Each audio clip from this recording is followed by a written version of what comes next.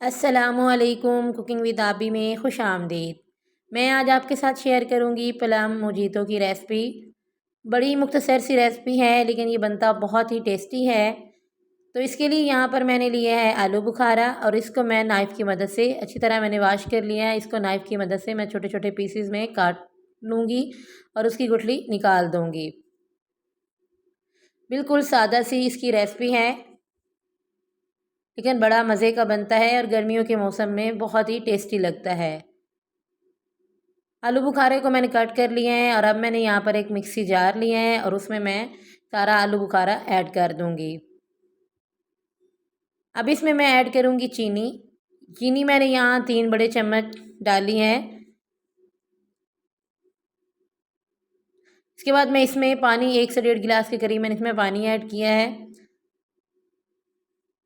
और यहाँ तकरीबन 1 चुटकी के करीब मैंने इसमें काला नमक ऐड किया है और काला नमक ऐड करने के बाद मैं इसको अच्छी तरह से ब्लेंड कर लूँगी।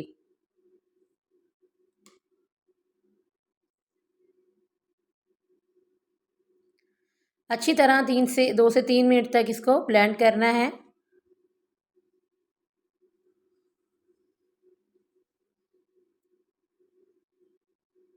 गिलास को मैंने थोड़ा सा डेकोरेट कर लिए हैं और आलू बुखारे के जूस को मैंने अच्छी तरह स्ट्रेनर की मदद से स्ट्रेन कर लिया है।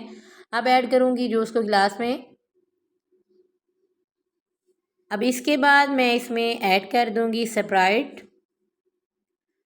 स्प्राइट ऐड करके इसको मैं फुल कर दूँगी। तैयार हो गया है हमारा बड़ा मज़ेदार सा प्लम मोजीतो। बहुत ही सिंपल और आसान सी रेसिपी है, आप भी घर पर ट्राई कर सकते हैं।